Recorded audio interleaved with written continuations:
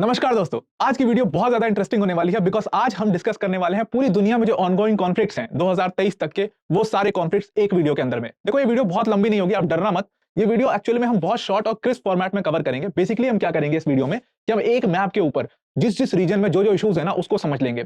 इससे क्या होगा कि आपके दिमाग में क्लैरिटी आ जाएगी कि अगर लैटिन अमेरिका में इश्यूज हैं तो वो किस वजह से हैं, अगर अफ्रीका में इश्यूज हैं तो वो किस वजह से। बेसिकली आपको एक ब्रॉडर पर्सपेक्टिव मिल जाएगा। और आप देखोगे ना, जब आप पूरा ये वीडियो खत्म होगा उसके लास्ट में जब आप रीजंस को देखोगे ना, तो आप समझ जाओगे कि पूरी दुनिया में जितने कॉन्फ्लिक्ट्स हो रहे हैं ना उसके 3-4 ही रीजन है। और अगर उन रीजंस को समझ लिया ना तो हर सब कॉन्टिनेंट का इशू आपको समझ में आ जाएगा कि मिडिल ईस्ट में ये दिक्कत है और इसीलिए मिडिल ईस्ट में इतनी ज्यादा लड़ाइयां चल रही हैं। यहाँ पर अफ्रीका में ये दिक्कत है इसलिए अफ्रीका में इतनी लड़ाई चल रही है, एशिया में ये दिक्कत है इसलिए एशिया में इतनी लड़ाइयां चल रही हैं। तो इस वीडियो को स्टार्ट करने से पहले एक बड़ी अनाउंसमेंट है DISF टीम की तरफ से। DISF टीम है लॉन्च इस अचीवर्स बैच, और इस अचीवर्स बैच के अंडर में ऑल ओवर इंडिया से 100 स्टूडेंट्स को पिक किया जाएगा स्कॉलरशिप टेस्ट के बेसिस पर। ये जो बैच होगा ये MK सर एंड टीम की गाइडेंस में चलेगा, प्लस जो बच्चे इस बैच में ज्वाइन करेंगे वो मेरे से डायरेक्टली कनेक्ट करके पर्सनलाइज्ड मेंटरशिप इस बैच के अंदर में ले सकते हैं। ये जो बैच के स्टूडेंट्स होंगे उनको 60% तक का स्कॉलरशिप भी दिया जाएगा। तो जो स्टूडेंट्स इस बैच को ज्वाइन करना चाहते हैं या इस बैच के बारे में ज्यादा जानकारी चाहते हैं तो डिस्क्रिप्शन में हमने एक लिंक दिया है, उस लिंक पर जाकर के आप अपना फॉर्म फिल कर दीजिए, DISF टीम आपको रीच आउट कर लेगी। Now let's without wasting any time start the video. और यहाँ पर अब हम क्या करते हैं, इस साइड से शुरू करते हैं, यानी कि लैटिन अमेरिका वाले पार्ट से शुरू करते हैं और फिर धीरे धीरे हम एशिया की तरफ बढ़ेंगे। तो लैटिन अमेरिका की बात करें सबसे पहले मैक्सिको कंट्री। अब देखो मैक्सिको का इशू जो है ना बहुत सिंपल सा इशू है। यहाँ पर बहुत आपको पता है कि मैक्सिको में कई सारे ड्रग कार्टेल्स है, उसमें सबसे बड़ा जो ड्रग कार्टेल है मैक्सिको के अंदर में उसका नाम है सिनालोआ ड्रग कार्टेल। और इसी सिनालोआ ड्रग कार्टेल का बहुत फेमस जो ड्रग लॉर्ड था वो एल चापो गुजमान का नाम सुना होगा आपने। एल चापो गुजमान के ऊपर कई सारी सीरीज भी बनी हुई है। तो एल चापो गुजमान यहाँ का बहुत बड़ा ड्रग लॉर्ड था, वो मर गया, उसका बेटा फिर उसका ड्रग कार्टेल को चलाने लगा, सिनालोआ ड्रग कार्टेल को। उसके बेटे को यहाँ की पुलिस और यहाँ की आर्म फोर्सेस ने जब अरेस्ट किया तो पूरा वहां पर एक तरीके से इन लोगों ने रिबेलियन छेड़ दिया। ये सिनालोआ ड्रग कार्टेल वाले बहुत पावरफुल और बहुत पैसे वाले लोग हैं और इन लोगों ने लड़ाइयां शुरू कर दी अपनी कंट्री की ही आर्म फोर्सेस से। आप समझ लो कितने ताकतवर हैं ये लोग। तो इसमें क्या हुआ कि गवर्नमेंट जो है वो डिस्ट्रेस में है और मैक्सिको का बहुत बुरा हाल है। कई सारी वहां पर हर दिन बेसिस पर, हर रोज के बेसिस पर वहां पर लोगों की हत्याएं होती हैं, लोग मरते हैं। यहाँ पर जो गवर्नमेंट है उसने कोशिश भी की यूएसए से कि आप इंटरवीन करके यहाँ पर शांति ला दीजिए, लेकिन यूएसए ऑलरेडी कई जगह पे फंसा हुआ है वॉर्स में। अगर आप आगे देख लोगे आपको पता भी है, अब मेरी पुरानी वीडियोस आपने देखी होंगी तो वहां पर भी मैंने इसके बारे में डिस्कस किया है। तो मैक्सिको में मेजर मेजर यही इशू है कि ड्रग कार्टेल का लड़ाई हो रहा है अपनी कंट्री की आर्मी से। तो ये इशू मैक्सिको के साथ है। दूसरी कंट्री यहाँ पर है मौजूद है जिसको हम हेटी कहते हैं। हेटी का भी सिमिलर इशू है। हेटी कंट्री में इशू ये है कि वहां के जो प्रेसिडेंट थे उनकी 2021 में हत्या हो गई थी और प्रेसिडेंट जो है वहां पर वो अपने कंट्री के अंदर में कई सारे गैंग्स को खड़ा किया था उन्होंने, जिसको वो प्रोत्साहित करते थे कि आप ड्रग की डीलिंग करिए। अब यहाँ पर आपको पता है कि कोलंबिया नीचे एक और कंट्री है, बड़ी कंट्री है, जहां पर बहुत बड़े अमाउंट में ड्रग कार्टेल्स हैं। कैली कार्टेल वहां का बहुत बड़ा ड्रग कार्टेल है जो कि कोलंबिया में स्थित है, वो कोलंबिया से वर्क करता है। कैली कार्टेल ने यहाँ के प्रेसिडेंट को कई बार वार्निंग्स दी थी कि आप जो है अपनी कंट्री के ड्रग गैंग्स को मत ज्यादा खड़ा करो, क्योंकि कैली कार्टेल बेसिकली इस पूरे रीजन में अपना डोमिनेंस चाहता है ड्रग डीलिंग के मामले में। तो कैली कार्टेल और कोलंबिया, मतलब बेसिकली कोलंबिया और हेटी का यही इशू था। कैली कार्टेल जो है वो लगातार इस प्रेसिडेंट के साथ लड़ रहा था और 2021 में उनकी हत्या कर देता है, जिसके बाद इस पूरी कंट्री के अंदर में सिविल वॉर छिड़ जाता है। क्योंकि जो वहां पर प्रेसिडेंट अभी एक्टिंग प्रेसिडेंट है, कहा जाता है कि वो जो है वो सपोर्टर है कैली कार्टेल के, और इसलिए वहां पर कैली कार्टेल ने उनको खड़ा कर दिया। इस वजह से वहां पे लोग में आपस में, क्योंकि लोग उनको एक्सेप्ट नहीं करते एज अ प्रेसिडेंट, इसलिए वहां पर आपस में सिविल वॉर जैसी सिचुएशन हो चुकी है हेटी के अंदर में। अगर नीचे आप आओगे तो नीचे वेनेजुएला क्राइसिस है। यहाँ वेनेजुएला का इशू आई होप आपको पता होगा। वेनेजुएला ना हमेशा से एक अथॉरिटेरियन स्टेट रहा है। तो वहां के जो अभी रिसेंटली प्रेसिडेंट है निकोलस मादुरो, वो भी एक अथॉरिटेरियन लीडर थे। और Venezuela basically oil based economy है और आपको पता है कि ऑयल के ना प्राइसेस 2015 में बहुत ज्यादा गिर गए थे। तो वेनेजुएला में भी वही हुआ था कि ऑयल के प्राइसेस गिरने की वजह से कंट्री का जो इकोनॉमिक सिचुएशन था वो काफी खराब हो गया और वहां पे इकोनॉमिक क्राइसिस आ गया एक तरीके से। अब वहां पर उनके जो लीडर थे, अब जो अथॉरिटेरियन लीडर्स होते हैं आपको पता है कि ये लोग ना बहुत सारी सब्सिडीज देते हैं अपने लोगों को अपने पास, अपने तरफ बना करके रखने के लिए, ताकि ये लोग जो है ये इनको हमेशा वोट देते रहें। अब क्या हुआ कि वो सब्सिडीज जो है इनको कट डाउन करनी पड़ी, तो लोग थोड़ा गुस्सा होने लग गए थे। तो अब इन्होंने क्या किया, माइंडलेसली एक डिसीजन ले लिया, इकोनॉमिक क्राइसिस से जूझना है तो ऐसा करते हैं हम पैसा छाप देते हैं पूरा। तो इन्होंने बहुत सारी मनी प्रिंट कर दी, जिसकी वजह से इन्फ्लेशन काफी बढ़ गया और जो इकोनॉमिक क्राइसिस से निकलने की कोशिश कर रहे थे वो और ज्यादा गहरा गया। और लोग वहां पर अब जो है कई सारे ग्रुप्स जो है वहां पर खड़े हो गए और निकोलस मादुरो को वो प्रोटेस्ट करते हैं उनके खिलाफ। और उन ग्रुप्स को दबाने के लिए निकोलस मादुरो वहां पर बहुत ज्यादा फोर्स यूज करते हैं, अपनी आर्मी को यूज करते हैं, क्योंकि वो एक अथॉरिटेरियन लीडर है। इस वजह से वेनेजुएला में एक क्राइसिस का माहौल है, वहां पर हमेशा एक रिबेलियन का माहौल रहता है। कई सारे रीजन जो है वो अपने आप को वेनेजुएला से अलग कराने की डिमांड करते हैं और या तो निकोलस मादुरो को हटाने की डिमांड करते हैं। अब आपने देखा होगा कि लैटिन अमेरिका का मोस्टली जो इशू है, वेनेजुएला का छोड़ दें तो मोस्टली कोलंबिया हो गया, मैक्सिको हो गया, हेटी हो गया, सारी कंट्रीज में बेसिकली ड्रग के इशूज है, ड्रग डीलिंग के इशूज हैं, ड्रग कार्टेल्स के इशूज हैं। तो इस लैटिन अमेरिका का इशू आपको समझ में आ गया आई होप। अब मूव करते हैं अफ्रीका के साइड में। अफ्रीका को अगर हम पिक करें तो सबसे पहली कंट्री यहाँ पर आपको दिखाई देती है। ये कंट्री जो है अफ्रीका के साहिल रीजन के जस्ट नीचे स्थित है, जिसका नाम है central African Republic. Central African Republic में बेसिकली रिलीजियस वॉरफेयर है। देखो, सेंट्रल अफ्रीकन रिपब्लिक जो कंट्री है ना, वो बेसिकली एक क्रिश्चियन मेजोरिटी कंट्री है। अब क्रिश्चियंस वहां पर मेजोरिटी में थे, लेकिन वहां पर कुछ 10-13%, 10-12-13% के करीब मुस्लिम्स भी मौजूद थे। ये लोग आराम से रह रहे थे, लेकिन 2003 में एक प्रेसिडेंट वहां पर आते हैं और उनकी पॉलिसीज जो थी वो थोड़ी सी मुस्लिम्स को सप्रेस करने की पॉलिसीज थी। एंड देन आपको पता है कि मुस्लिम्स को सप्रेस करने के लिए उन्होंने कुछ पॉलिसीज निकाली और मुस्लिम ग्रुप्स कई सारे उनके अगेंस्ट में खड़े हो गए। ये चीजें वहां पर धीरे धीरे शुरू हुई और 2011 में आपको पता है कि पूरी अरब स्प्रिंग की लहर चली थी, जो कि पूरे मिडिल ईस्ट में चली थी। वो लहर थोड़ी बहुत लीबिया और इन सारी कंट्रीज में भी आ गई थी, जहां पर अथॉरिटेरियन लीडर्स थे। तो उसी लहर में कई सारी जो प्रोटेस्टर्स थे, वो कई सारे ग्रुप्स थे बाहर की कंट्रीज के, वो आकर के सेंट्रल अफ्रीकन रिपब्लिक में काफी एक्टिव हो जाते हैं। एंड आपको पता है कि उसके बाद आईसिस बनता है, उसके बाद अलकायदा बनता है। अलकायदा और आईसिस भी इस पूरे साहेल रीजन और नीचे की ये सारी जो अफ्रीकन कंट्रीज है, इसमें बहुत ज्यादा एक्टिव हैं।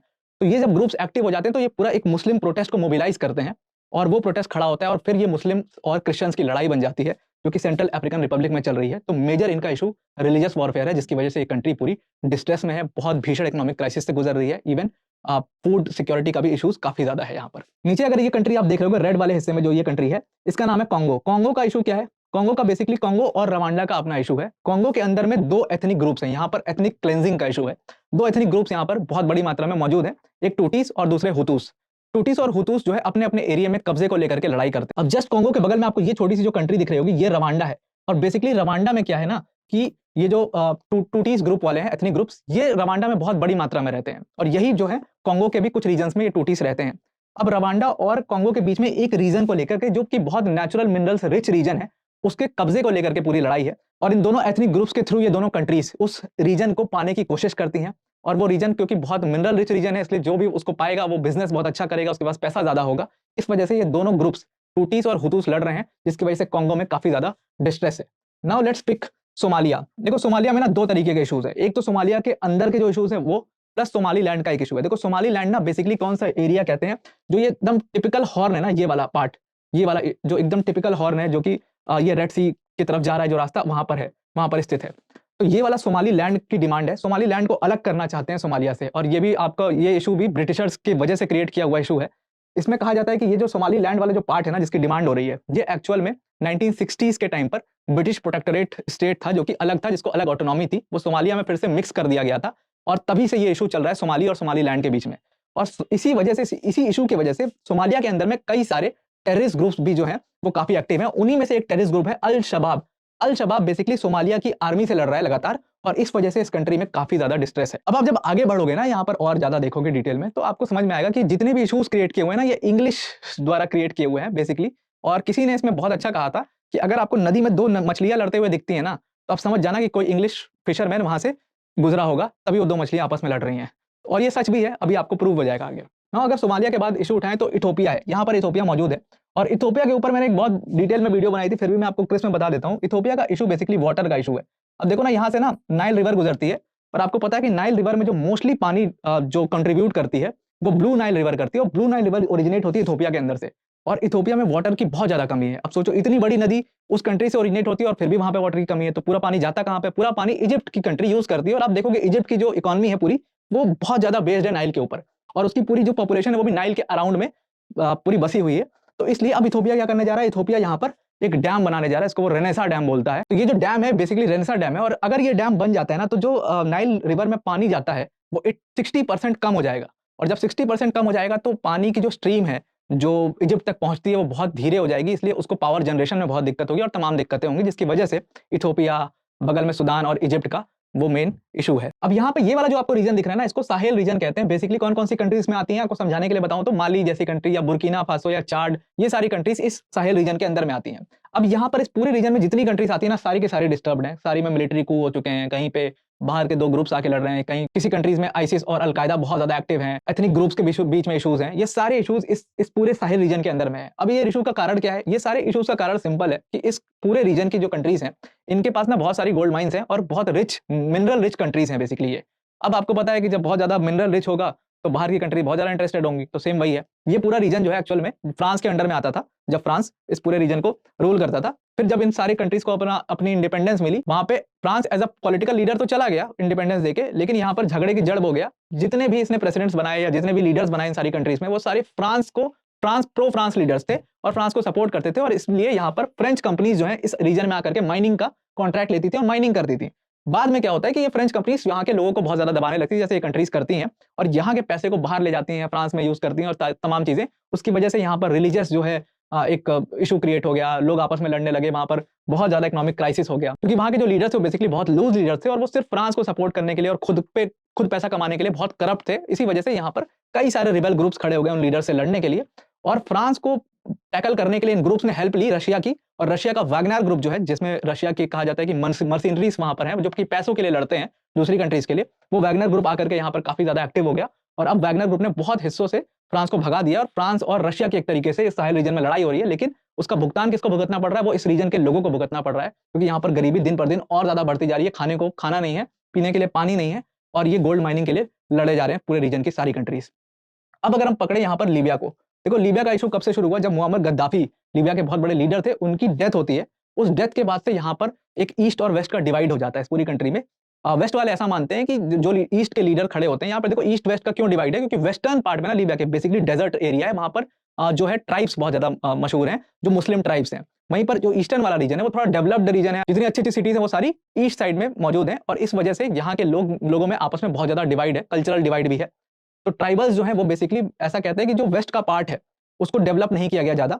मुअम्मर गद्दाफी क्योंकि वेस्ट के लीडर थे और उनको मार दिया गया, जो नेक्स्ट लीडर बनाने की कोशिश कर रही है यूएस और ये सारी कंट्रीज, वो बेसिकली जिस लीडर को कर रही है वो प्रो वेस्टर्न लीडर है, और यहाँ के लोग प्रो वेस्टर्न लीडर नहीं चाहते। वहीं दूसरी तरफ से जो लीडर खड़ा हुआ है वो उसको सपोर्ट कर रही है रशिया, ईरान जैसी कंट्रीज, तो वो लीडर आपस में दोनों लड़ रहे हैं, और इस वजह से इस लीबिया की कंट्री में बहुत ज्यादा क्राइसिस है, और इसकी वजह से यहाँ पर बहुत ज्यादा इकोनॉमिक क्राइसिस भी है। अब आप देखोगे जैसे जैसे आप मिडिल ईस्ट की तरफ बढ़ रहे हो ना, तो वैसे वैसे यहाँ पर आप देखो बाहर की कंट्रीज का डोमिनेंस की वजह से लड़ाइयां शुरू हो गई हैं। जैसे आपने लीबिया में देखा कि रशिया एक तरफ से बहुत ज्यादा एक्टिव है, और दूसरी तरफ से यूएस बहुत ज्यादा एक्टिव है इस पूरे रीजन में। क्यों एक्टिव है? क्योंकि यहाँ पर मेडिटेरियन सी है, और वहां से जिस भी कंट्री का यहाँ पर कब्जा होगा लीबिया के ऊपर में, वो बहुत इजीली ट्रेड कर पाएगा यूरोप की तरफ अपने शिप्स को भेज करके। तो इसलिए यहाँ पर लड़ाई हो रही है। अब धीरे धीरे आप देखोगे लड़ाई और ज्यादा बढ़ेगी।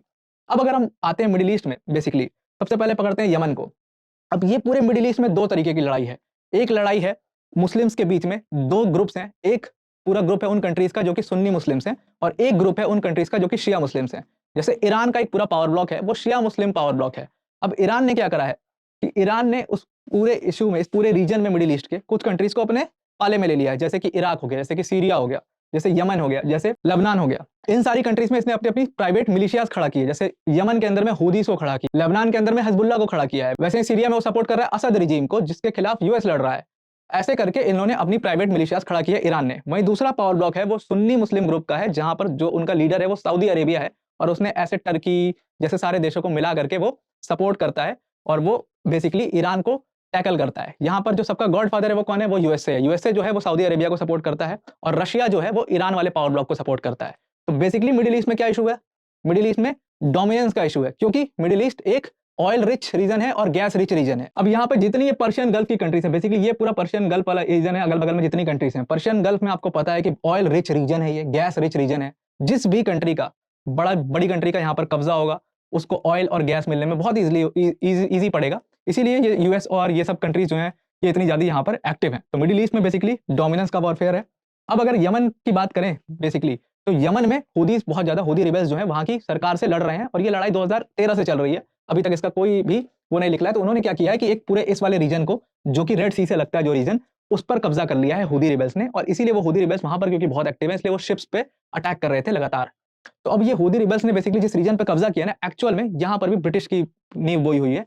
ये ब्रिटिश प्रोटेक्टोरेट के अंदर ये रीजन आता था, जिनको ऑटोनॉमी प्रदान की गई थी, लेकिन जब इंडिपेंडेंस दिया गया यमन को, तो ये रीजन पूरा यमन के अंदर में मिला दिया गया। बट जो यहाँ पर लोग रहते थे, जो रिबेल्स बाद में हूदी रिबेल्स बने, वो बेसिकली सरकार को एक्सेप्ट नहीं करते हैं यमन की, और इसीलिए पूरी लड़ाई है, और इनको फंड करता है ईरान इन हूदी रिबेल्स को, पूरे एमिनेशन सारी चीजों से। तो इसलिए यमन का ये इशू है, और यहाँ पर भी डोमिनेंस का पूरा इशू चल रहा है। और अभी यमन के ऊपर आपको पता होगा कि यूएस और यूके ने मिलकर के एयर स्ट्राइक्स करना शुरू कर दिया है। अब यहाँ पर आपको दिख रहा होगा, यहाँ पर इजराइल और पैलेस्टीन के बीच में कॉन्फ्लिक्ट है। आपको पता है इजराइल वो पूरा हिस्सा मानता है कि पैलेस्टीन वाला वो इजराइल का पार्ट है। मेजर जो इशू है वो यही है। पैलेस्टीन अलग देश मानता है खुद को, वहाँ पे मुस्लिम्स जो रहते हैं। तो ये पूरा एक इशू है मुस्लिम्स और ज्यूज के बीच का, और ये इशू इतना ज़्यादा बढ़ चुका है कि अब ये हमास और जो इजराइल का पूरा वॉरफेयर है, वो अभी आपको पता है कि 1 साल से चल रहा है ऑलमोस्ट।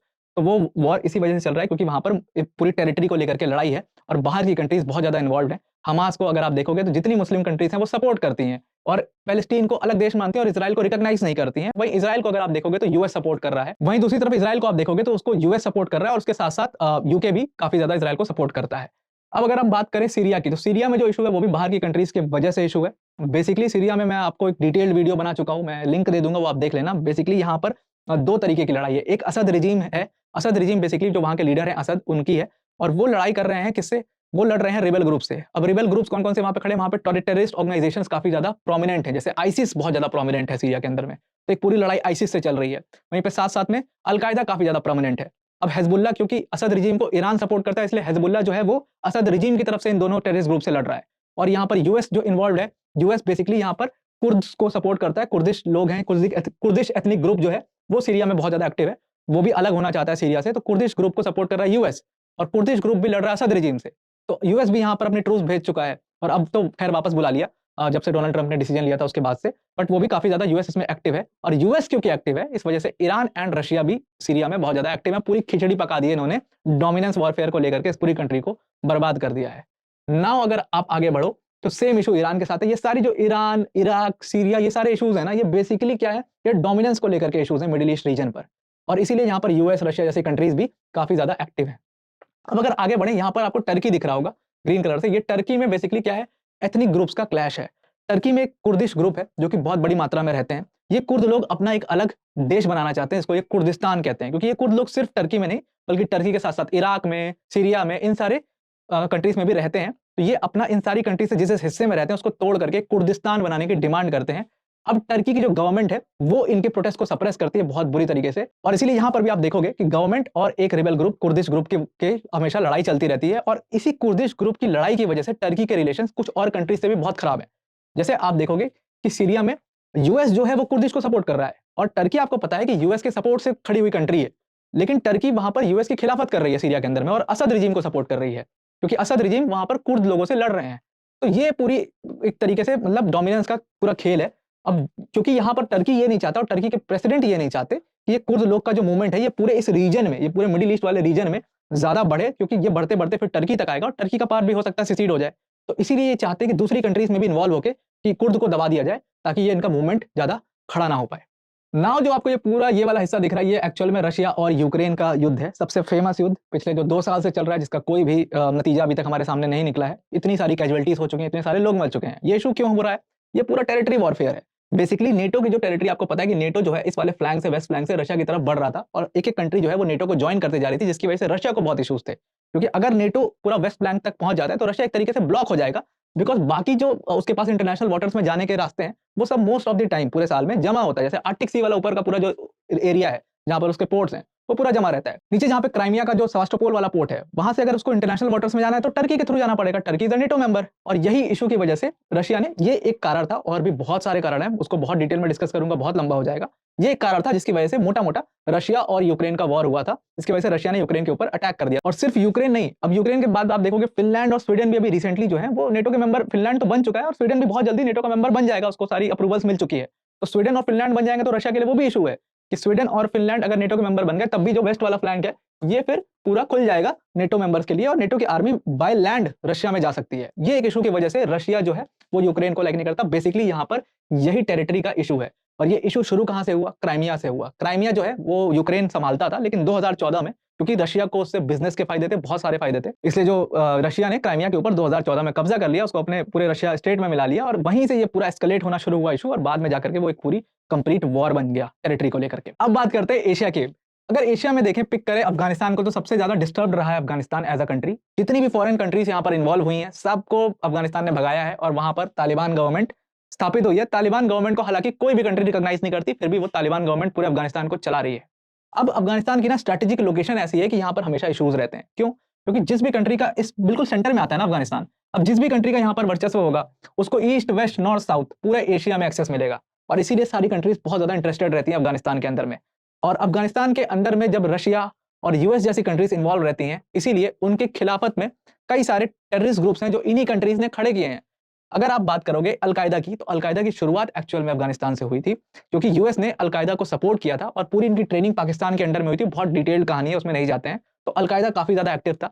अलकायदा से अलग होकर तालिब बने थे, जिनको स्टूडेंट्स कहा जाता है। वो तालिबान पूरा उन्होंने ग्रुप बनाया और वो अलकायदा से लड़े, वो यूएस से लड़े और यूएस को उन्होंने वहां से भगा दिया और फिर उनकी गवर्नमेंट यहाँ पर हो गई। तो अफगानिस्तान में बेसिकली क्या इशू है, फॉरेन पावर्स का अपना टेरिटोरी को कब्जा करने का इशू है। लेकिन इसके साथ साथ और भी इशूज हैं जो कि अफगानिस्तान के उसकी नेबरिंग कंट्रीज से हैं। जैसे नेबरिंग कंट्रीज कौन है अफगानिस्तान की? पाकिस्तान है। अब पाकिस्तान और अफगानिस्तान का जो पूरा डिवीजन हुआ था वो काफी डिबेटेड डिवीजन था, क्योंकि वो भी ब्रिटिशर्स ने किया था। और वो डिवीजन में क्या किया उन्होंने, एक एथनिक ग्रुप है वहां पर जो कि बहुत पावरफुल है, पश्तून्स। वो पश्तून्स बहुत बड़ी मात्रा में अफगानिस्तान में रहते हैं। अफगानिस्तान का सबसे बड़ा एथनिक ग्रुप है।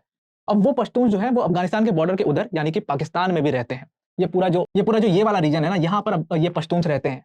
अब वो पश्तून्स जो है वो बेसिकली पाकिस्तान से अलग होकर के अफगानिस्तान में जाना चाहते हैं, क्योंकि पाकिस्तान एक बहुत ज्यादा ऑलरेडी डिस्टर्ब्ड स्टेट है। इस वजह से पश्तून्स का यहाँ पर इशू चलता रहता है। ठीक, तो एथनिक इशू भी है अफगानिस्तान के अंदर में, उसके साथ साथ टेरिटरी का भी डिस्प्यूट है काफी ज्यादा। अब बात करते हैं पाकिस्तान की। अब पाकिस्तान का इशू जो है अभी रिसेंटली ईरान के साथ हुआ था। और वो क्यों हुआ था कि पाकिस्तान का जो नीचे वाला एरिया है ना, यहाँ पर बलोच जो है वो बहुत फेमस है। और वही सेम ये वाले रीजन में, जो ईरान के अंदर में ये वाला रीजन जो नीचे का साउथ वाला रीजन है, यहाँ इस पूरे प्रोविंस को कहते हैं बलोचिस्तान एंड सिस्तान। तो यहाँ पर भी जो बलोच एथनिक ग्रुप है वो काफी ज्यादा एक्टिव है। और ये जो बलोच ग्रुप है ये अपनी अपनी सरकारों से लड़ रहे हैं, क्योंकि इनको एक पूरा अलग देश चाहिए जिसको बलोचिस्तान कहते हैं। ये इसलिए ये बलोच एथनिक ग्रुप ने अपने अपने एक पूरे रिबेल ग्रुप खड़े कर रखे हैं, जो रिबेल ग्रुप सरकार से लड़ रहे हैं और इनकी अपनी डिमांड अलग है। तो इसलिए ये रिबेल ग्रुप्स ईरान में भी इनसिक्योरिटी कर रहे हैं और पाकिस्तान के अंदर भी इशूज कर रहे हैं। अब पाकिस्तान के अंदर में आप देखोगे एथनिक बहुत ज्यादा इशूज हैं। बलोच अपना अलग मूवमेंट कर रहे हैं, ऊपर पश्तून्स अपना अलग मूवमेंट कर रहे हैं, और भी जो सिंध में ग्रुप्स हैं वो भी अपना अलग अलग मूवमेंट कर रहे हैं, क्योंकि वो सरकार से बिल्कुल नहीं खुश हैं, क्योंकि वहां पर आर्मी का काफी ज्यादा इन्फ्लुएंस है पूरे पाकिस्तान के अंदर में। गवर्नमेंट रूल बिल्कुल भी नहीं है। अब जो तीसरी कंट्री है वो म्यांमार है। अब म्यांमार की अगर हम बात करें तो म्यांमार एशिया की सबसे ज्यादा इस टाइम पर सबसे ज्यादा डिस्टर्ब्ड कंट्री है। क्यों? क्योंकि म्यांमार में एक तो एथनिक क्लैशेस बहुत सारे हैं, बहुत सारे एथनिक ग्रुप्स हैं।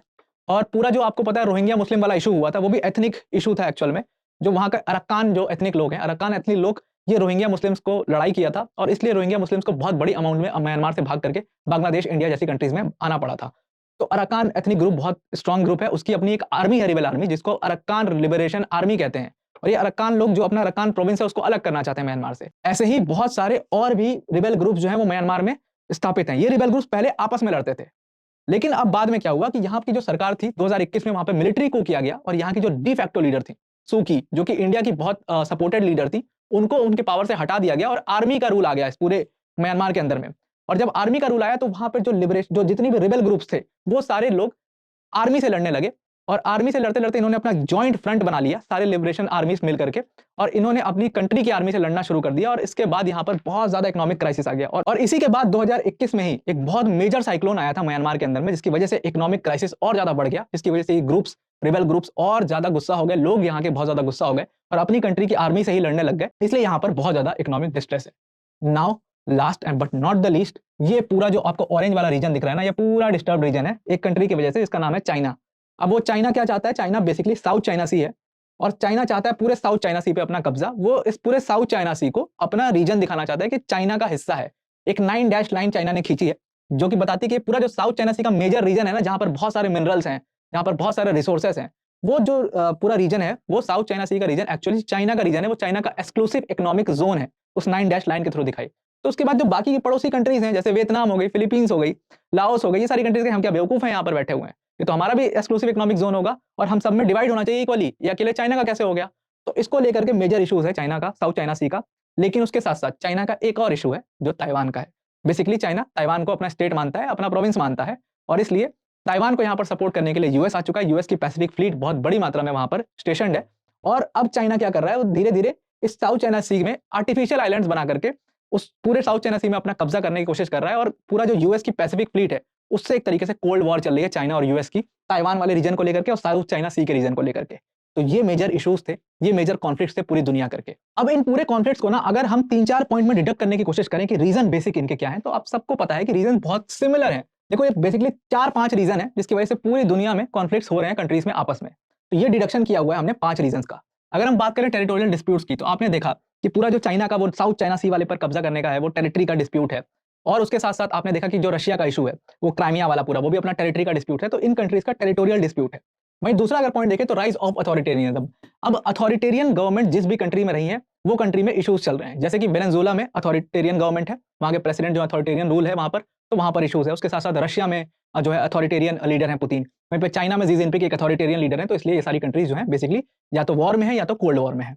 अब उसके बाद राइज़ ऑफ ऑर्गेनाइज़्ड क्राइम। आपको जैसे मैंने दिखाया कि जितनी भी लैटिन अमेरिका की कंट्रीज़ हैं, जैसे कि बात करें हम हैती की, मेक्सिको की, कोलंबिया की, ये सारी कंट्रीज़ में organised crime basically drug cartels जो हैं बड़े स्ट्रॉन्ग हैं और इस वजह से कंट्रीज़ जो हैं वो इकोनॉमिक क्राइसिस में हैं या करप्शन में बहुत ज़्यादा इन्वॉल्व्ड हैं या बहुत ज़्यादा डिस्ट्रेस में हैं किसी तरीके से।